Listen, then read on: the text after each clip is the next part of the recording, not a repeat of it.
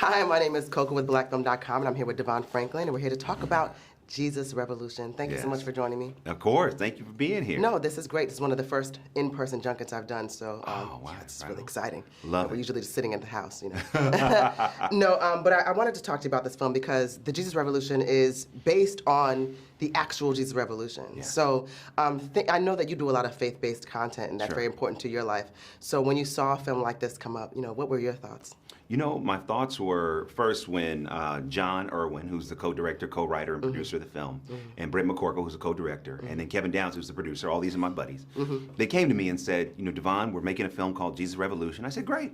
They said, but we want you to be in it. I said, excuse me? Like, be in it, right? I said, you want me to be in it? They're like, yes, we want you to be in it.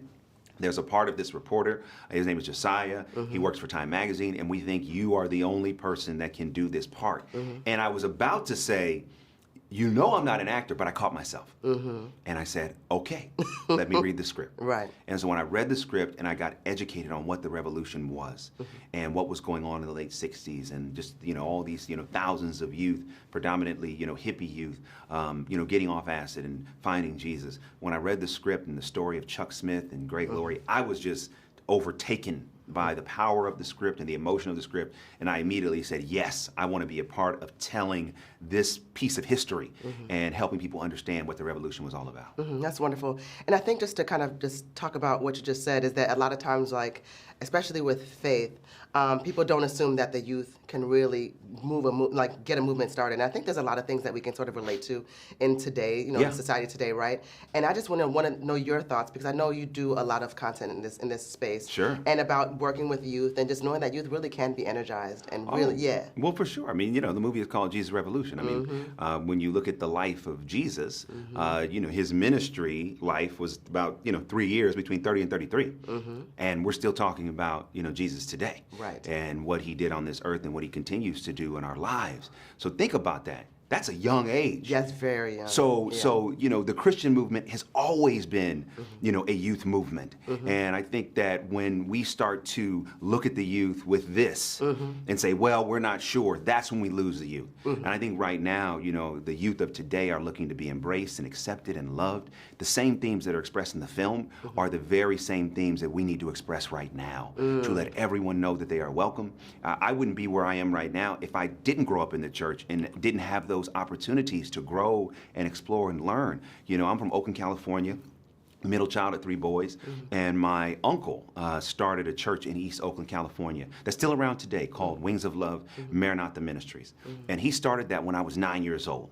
So being in the church, I had an opportunity to, direct the choir and play the drums and learn how to usher and learn how to deacon and learn how to preach. And so the church as a young person became the incubator for my gifts. And so I wouldn't be in Hollywood doing what I'm doing now if the church did this to me and said, oh, you're not ready. Well, who's ready? What is it? No, give me a shot to get ready. Help me get ready. And so I say all that to say that I think today we need to embrace, our youth. We need to let them know that in the church there's a place for them and they can come as they are. They do not have to change to come to Jesus. They can come exactly as they are and go from there. That's a great, excellent message. Amen. And I want to say this, it's really interesting because, the role that you play in Josiah, not the biggest role in the film, but such an integral part of seaming everything together, right?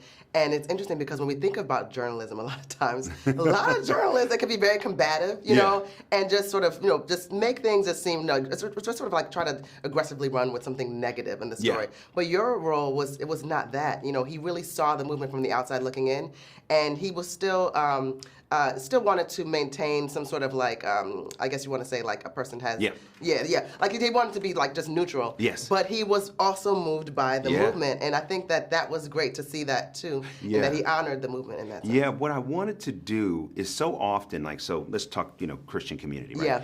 So if you're outside of it, it's very easy to judge what it is and what it isn't, and then even if you're in it. If there are certain aspects of it, oh, well, what's this person doing? What's that person doing? There can be, instead of curiosity, there can be judgment. Yeah. So what I didn't want to do is play this as a journalist with judgment. Yes. Who came in with a preconceived notion. I wanted to come in with curiosity. What is this? Is this real? What's to it? So to bring that curiosity, even in that opening scene, when I sit down and ask Greg, okay, well, how did you get here? Yeah. How did this start? I'm talking to Chuck Smith. I'm like, okay, well, tell me more. Because that curiosity then allows me to go on a journey. Yeah. Versus if I'm judging it and I'm trying to draw a conclusion before I've done any research, I not only limit the story, but I also limit how much it can impact me. I think that people are going to learn a lot about how they should approach journalism. Just how Josiah does it. Like, don't be running around. Don't be running around with judgment. Exactly. Curiosity. People. What you drawing over there? Yeah, no, don't do all of that. No, but I wanted to ask you a little bit more of a fun question too. Please, yeah. Yeah, I mean, getting those mutton chops going on and all this fashion. Like, what was that like? Because you had to get into the, that kind of slang too, and just get into that. So, costuming is very important to a film as well. Yeah. So, I mean, I know that had to have added an extra layer of fun. It did. Yeah. It did. So months before we started shooting, I was able to, connect with the directors and the producer and really start figuring out, okay, what is Josiah going to look like? And I sent them a few pictures of some prominent figures in the late '60s and some black male journalists from the '60s and said, okay, here's a direction that I think we should go in. And then we also talked about the fashion.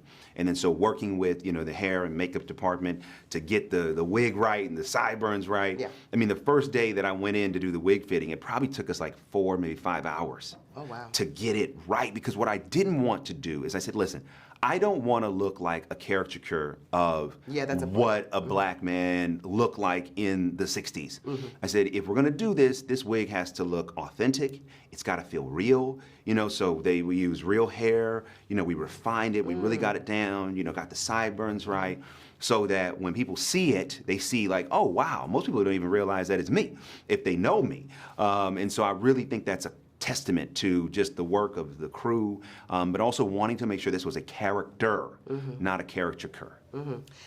I consider you, you're gonna be like, oh shucks, but I consider you a game changer, in terms of this genre. Like you've always focused on like, faith-based or uplifting content. And so when you see a studio like Lionsgate getting behind something like this, with Jesus Revolution, what are your thoughts on that? Because that really, really, I mean, that changes the game a lot, as far as like what people, because it's like, it's one of those things where people don't really realize like what the community needs. And when I say the community, I mean the community at large. Yeah, so what does that mean for you? I mean, first of all, I commend Lionsgate.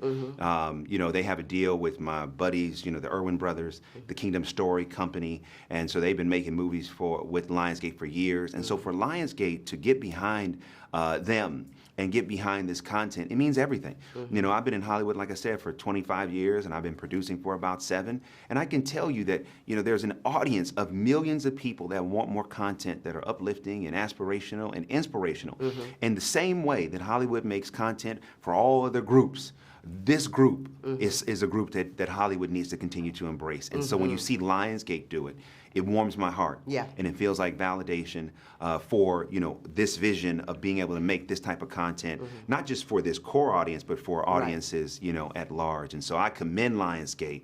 And that's why I'm so passionate about this film. I want this film to work, to let Hollywood know that there is more that the audience wants of films like this.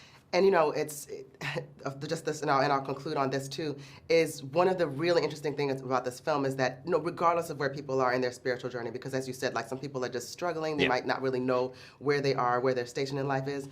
I feel like this film also is just very inspirational. Like it could introduce you, to a place, right? So I feel like it's very accessible in that way, because sometimes people feel like, well, I don't want to watch that. It's just too much Jesus. Yeah. But it's like there's a lot of that content here, and it's very motivational in that sense too. But I feel like it's very accessible. Oh yeah. Yeah. And that's what I love about the movie. I've seen the movie now probably 3 or 4 times, and even though the movie is called Jesus Revolution, it doesn't preach. Yeah. No. It doesn't preach at all. It just shows the story. And I think that when people can find themselves in the story, they then can come to their own conclusion about what it means to, live as a light and live as a Christian and to find Christ. And so I love that the movie doesn't preach; it just presents. Yes. And lets the audience find their self in it. That's the best way.